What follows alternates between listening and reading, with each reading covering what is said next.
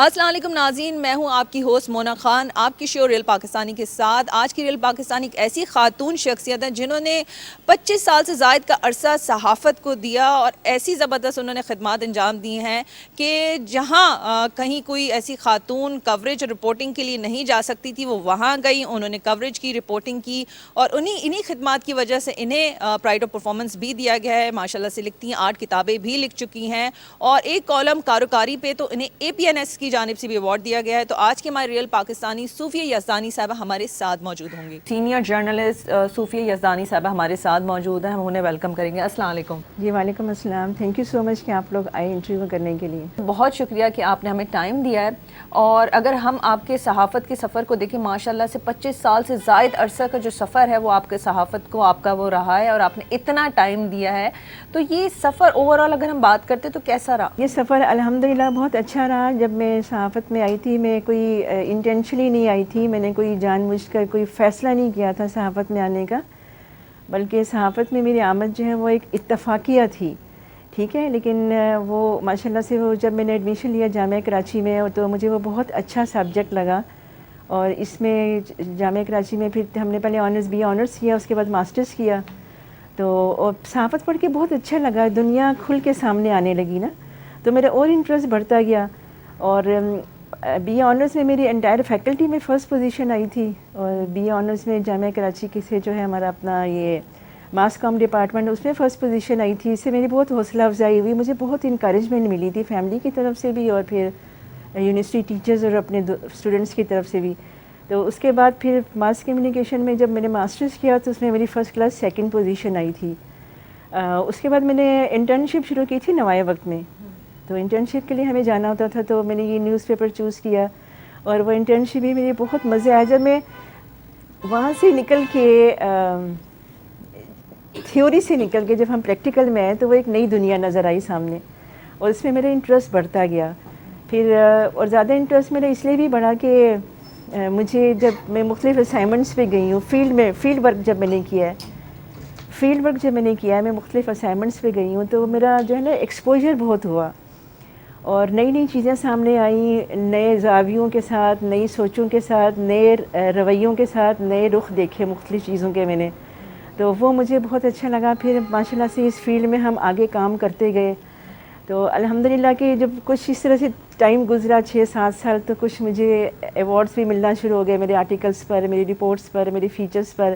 خواتین کے لیے ذرا اس طرح سے کام کرنا اور تھوڑا سا اس فیلڈ میں جانا ذرا مشکل ہوتا ہے، تو آپ کا کس طرح کا ایکسپیرینس رہا؟ خواتین کے لیے کوئی کام مشکل نہیں ہے، آپ کی ڈیڈیکیشن ہو، آپ نے سوچا ہو کہ آپ کو یہ کام کرنا ہے۔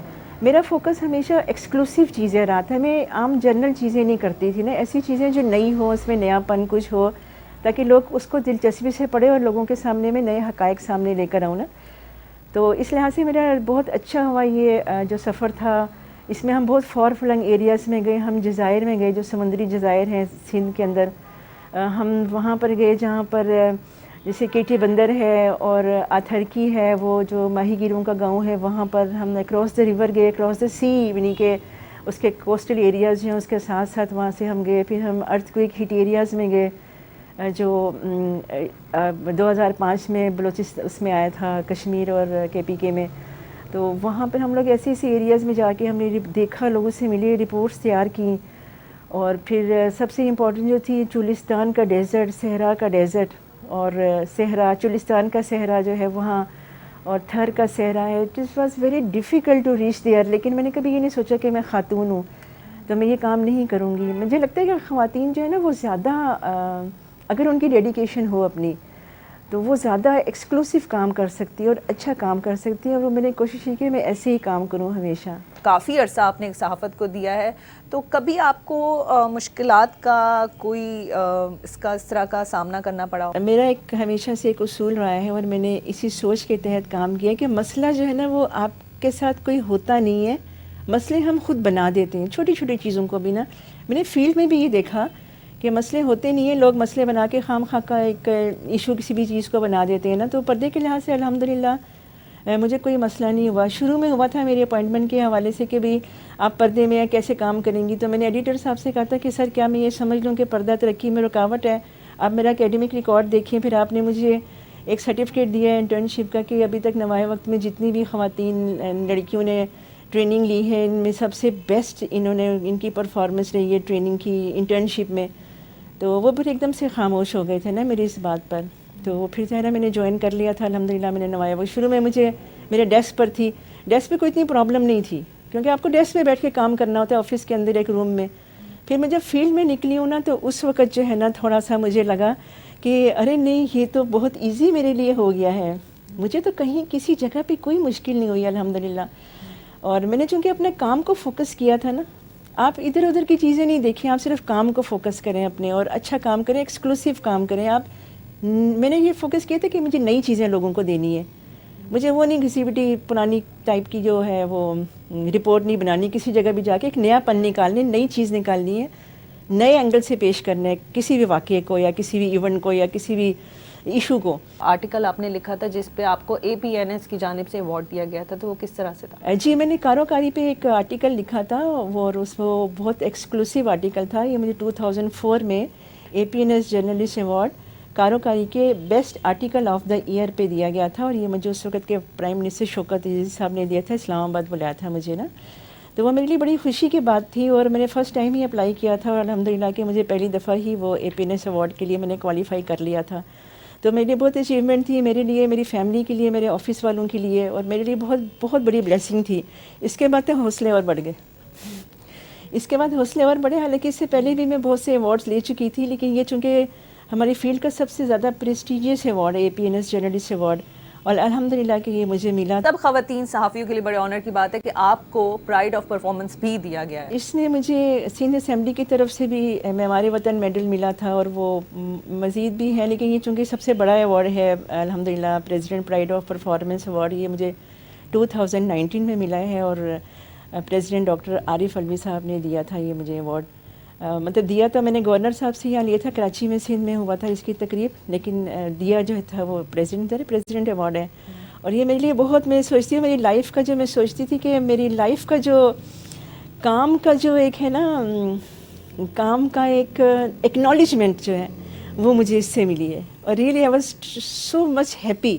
ریئلی یہ میرے لیے بہت بڑی بلیسنگ تھی، میرے لیے اور میری پوری فیملی کے لیے اور میرے پورے آفس کے لیے. اوور آل کس طرح سے ٹائم دیتی ہیں گھر کو، صحافت کو، کلب کو، ان ساری چیزوں کو؟ مشکل نہیں ہو جاتا آپ کے لیے؟ مینیج کرنا کوئی اتنا مشکل نہیں ہے اگر آپ کے پاس پرائرٹی ہو اور آپ سوچ لیں کہ آپ نے یہ چیز کرنی ہے، تو وہ چیزیں جو ہے نا وہ پھر آپ کے لیے اللہ تعالیٰ خود راستے آسان کرتے جاتے ہیں. یہ میرا تجربہ ہے کہ آپ سکسیزفلی آفس میں بھی کام کر رہے ہیں اپنا، پھر آپ کو اپنا گھر بھی دیکھنا ہے، اس کے وہاں بھی آپ کی ذمہ داری ہے، پھر آپ کا پریس کلب ہے اس کو بھی آپ نے دیکھنا ہے. پھر میں PFUJ کی فیڈرل ایگزیکٹو PFUJ کی ایگزیکٹو کمیٹی ممبر بھی ہوں، اس کی ایکٹیویٹیز بھی ہوتی ہیں.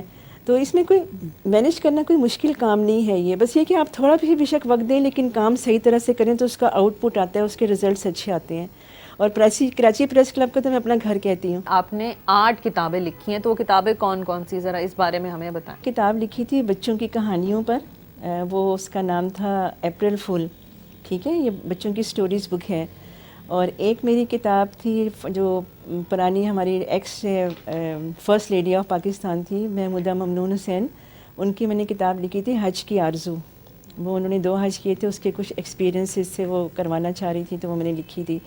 اس کے علاوہ آکسفورڈ یونیورسٹی پریس کی کیریکولم بکس جو ہیں وہ میں نے لکھی ہیں، اور وہ ٹیچرز گائیڈ بھی لکھی ہیں، تو وہ جو ہے پڑھائی جا رہی ہیں اسکولس، پرائیویٹ اسکولس میں. آپ کی زندگی میں ایسی کیا چیز ہے جو آپ کو ہمیشہ موٹیویٹ کرتی رہی ہے؟ جو چیز مجھے موٹیویٹ کرتی ہے نا، مجھے کوئی حالات موٹیویٹ نہیں کرتے، مجھے کوئی لوگوں کے رویے موٹیویٹ اس طرح سے نہیں کرتے کہ میں انہی کو فوکس کروں. میں آبزرو کرتی ہوں کہ مجھے کس چیز میں کیا چیز لکھنی ہے، کیا چیز کرنا ہے، ایسی جس سے لوگوں کو بھی فائدہ پہنچے، مجھے بھی فائدہ پہنچے، اور وہ چیز ایک ریکارڈ میں رہے میری. فار ایگزامپل جیسے اگر آپ سوشل اپنا معاشرہ دیکھتی ہیں، آپ کو بہت سی نگیٹیو چیزیں بھی ملتی ہیں، پازیٹیو چیزیں بھی ملتی ہیں. ہمیں دونوں اسپیکٹ سامنے رکھنے چاہیے، پازیٹیو بھی نیگیٹیو بھی. انفارچونیٹلی ہمارا جو میڈیا ہے نا، وہ میں دیکھتی ہوں خاص کر الیکٹرانک میڈیا، یہ پازیٹیوٹی کو نہیں لے کے آتا، یہ نیگیٹیوٹی کو لے کے آتا ہے. تو میں نے جتنا بھی عرصہ کام کیا ہے TV چینل میں، تو میں نے ہمیشہ ایک نئی اور پازیٹیو چیزیں میں سامنے لے کے آئی ہوں تاکہ ہم معاشرے کا اچھا رخ بھی پیش کریں. تو وہ میں آبزرو کرتی ہوں. اپنی فیملی میں، اپنی دوستوں میں، اپنی سوسائٹی میں، اپنے ارد گرد کے اور ورلڈ لیول پر بھی کہ کون سی چیزیں ہیں جس کو ہمیں ہائی لائٹ کرنا چاہیے، وہ میں سوچتی ہوں اس کے اوپر اب ہمیں کیا کرنا ہے، تو اس کو پھر میں فوکس کرتی ہوں. اور میں جب تک فوکس کر کے کر نہیں لیتی ہوں نا، میں سیٹسفائیڈ نہیں ہوتی. یعنی کہ جیسے ایک پچھلے دنوں کچھ عرصہ پہلے میں ایک کام کے سلسلے میں سٹی کوٹ گئی تھی. وہاں میں نے ایک لڑکے کو دیکھا، ہتھ کڑیاں اس کی تھیں، وہ بڑا خوبصورت ینگ لڑکا تھا وہ. تو میں نے اپنی لائر سے کہا، میں نے کہا کہ بھی یہ کیوں ہے اس کے ہاتھ میں ہتھ کڑیاں نا. تو وہ میں پریشان ہو گئی تھی اس کو دیکھ کر کہ یہ کیوں اس نے ہتھ کڑیاں پہنی ہوئی ہیں. اور کتنے نوجوان ایسے تھے سٹی کوٹ میں جو ہتھ کڑیوں کے ساتھ بندھے ہوئے تھے، کوئی کوٹ سے نکل رہا تھا، کوئی کوٹ میں آ رہا تھا اپنی پیشیوں کے لیے. تو میں نے اس کو کہا کہ میں نے اپنی لائر سے کہا کہ آپ کس لیے نا ان کو، میں نے کہا کہ آپ یہ کیوں آیا، میں اس سے ملنا چاہ رہی ہوں. پھر میں اس کے پاس گئی تو اس کی کوئی اس دن کیس تھا اس کا نا. تو وہ اس نے پھر مجھے جو چیزیں بتائی وہ بہت ہی افسوسناک اور شرمناک تھی، جس کی وجہ سے پتہ لگا کہ وہ یوں آیا ہوا ہے. تو وہ پھر جب تک میں نے لکھ نہیں لیا نا، آ کر میں نے کالم لکھا اس پہ پورا ایک نا، ہتھ کڑیاں کے نام سے. تو وہ پھر پبلش بھی ہوا، میں نے سوشل میڈیا میں بھی شیئر کیا. تو وہ پھر میں اس سے سیٹسفائیڈ ہوئی اس چیز کو. تو آپ وہ فوکس کریں اور گائیڈ بھی کریں اپنی تحریر میں. خالی فوکس نہیں کریں، ہائی لائٹ نہیں کریں خالی، بلکہ آپ کو ان کو پراپر گائیڈنس دیں، پراپر صحیح طریقے سے، تاکہ وہ لوگوں کے لیے آپ کی جو تحریر ہے وہ رہنمائی کا کام بھی کریں نا. تو اس چیز کو میں ہمیشہ رکھتی ہوں سامنے. لیکن ابھی جو مسکان خان کا جو واقعہ ہوا ہے، اور اس میں یہاں پہ بات اقلیتوں کے حقوق کی آ جاتی ہے، تو اس پہ آپ کیا کہنا چاہیں گی؟ اس پہ میں تھوڑی مختصر ہی بات کرنا چاہوں گی. وہ یہ کہ پاکستان کے آئین میں اقلیتوں کو حقوق ان کے دیے گئے ہیں، ٹھیک ہے، اور وہ اقلیتیں ہماری اپنے انہی حقوق کے ساتھ یہاں پر رہ رہی ہیں. اسی طرح سے انڈیا میں بھی اقلیتوں کو جہاں پر ان کے حقوق دینے کی بات کی جاتی ہے، اس سے یہ وہاں کی گورنمنٹ اور وہاں کے لوگوں کا رویہ بالکل متصادم ہے. یہ اگر ایک مسلمان بچی ہے، وہ حجاب کے ساتھ آپ کے تعلیم حاصل کرنا چاہ رہی ہے، تو ان کو کرنے دیں، ان کو کوئی اس میں رکاوٹ نہیں ڈالنی چاہیے، کیونکہ پاکستان میں اقلیتوں کو سارے حقوق ان کے حاصل ہیں.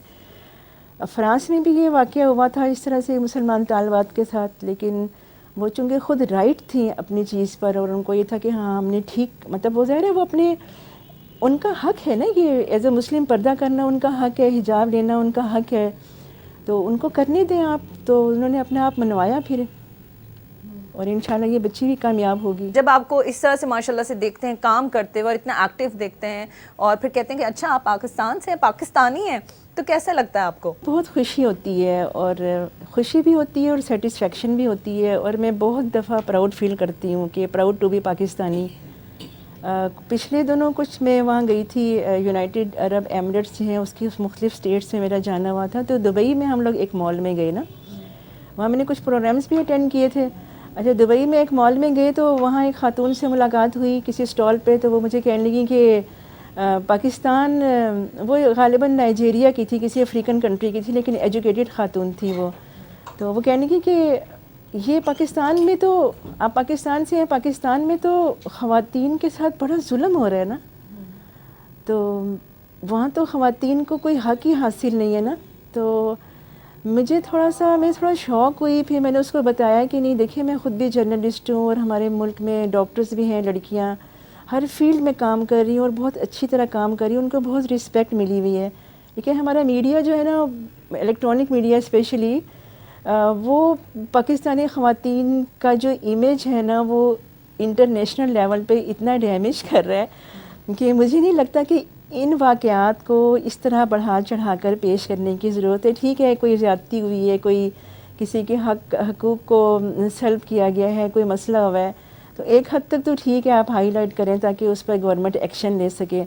لیکن اس کو بار بار پیش کرنا تو کیا ہوتا ہے، لگتا ہے کہ پاکستان میں صرف عورت پر ظلم ہی ہو رہا ہے. اور یہ اس خاتون کی بات سن کے مجھے یہ محسوس ہوا کہ نا، وہ تو انٹرنیشنل لیول پہ ہمارا کیا امیج اتنا خراب ہے. آپ پاکستان کو دیکھیں، آپ ہیں ماشاءاللہ سے اتنی رسپیکٹڈ طریقے سے کام کر رہی ہیں، میں نے کام کیا اور کر رہی ہوں، اور مختلف فیلڈ میں خواتین کو کتنی عزت ہے ہمارے معاشرے میں، ہمارا فیملی سسٹم کتنا سپورٹ کر رہا ہے خواتین کو. ہماری فیمیل جرنلسٹ ہیں جو کام کر رہی ہیں، کس طرح کا کام کر رہی ہیں، کیا سمجھتی ہیں؟ صحافی خواتین تو ہمارا ماشاءاللہ سے بہت، میں کہتی ہوں کہ صحافی خواتین جو ہے نا بہت محنت سے کام کر رہی ہیں، اور ان کو بہت زیادہ آگے بڑھنے کا شوق بھی ہے, دلچسپی بھی ہے, اور ہر دوسرے دن جو ہے نا میں سوچتی ہوں کہ خواتین کی تعداد میں اضافہ ہوتا جا رہا ہے.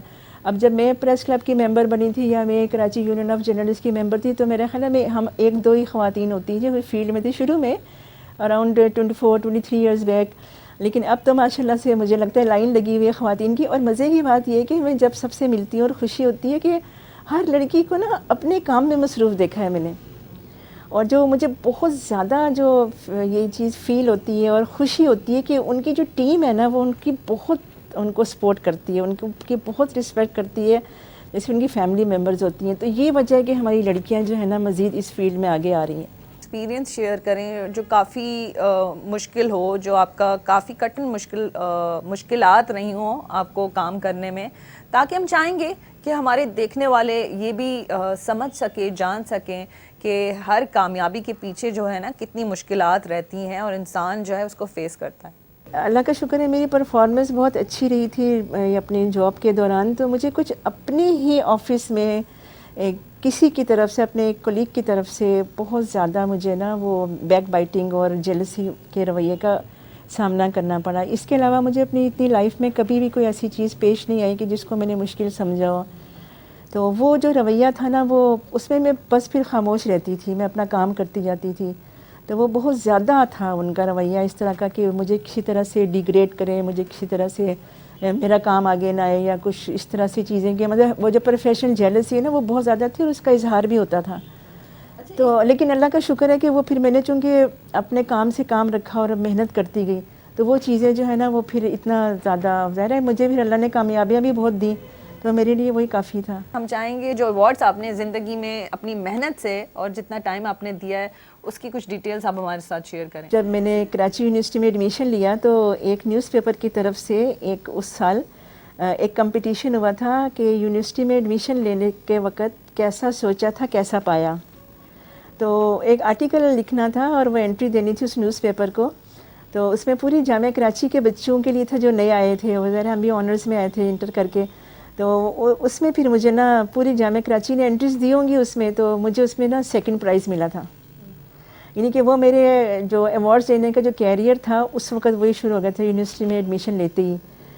پھر اس کے علاوہ نا مینٹل ہیلتھ پہ میں نے کافی کام کیا. اس پہ مجھے مینٹل ہیلتھ ڈے جو ہوتا ہے اس پہ مجھے ایوارڈ ملا. پھر خصوصی بچوں پہ میں نے کام کیا تو خصوصی بچوں پہ مجھے 2-3 ایوارڈز ملے ان پہ کام کرنے مختلف آرگنائزیشنز کی طرف سے.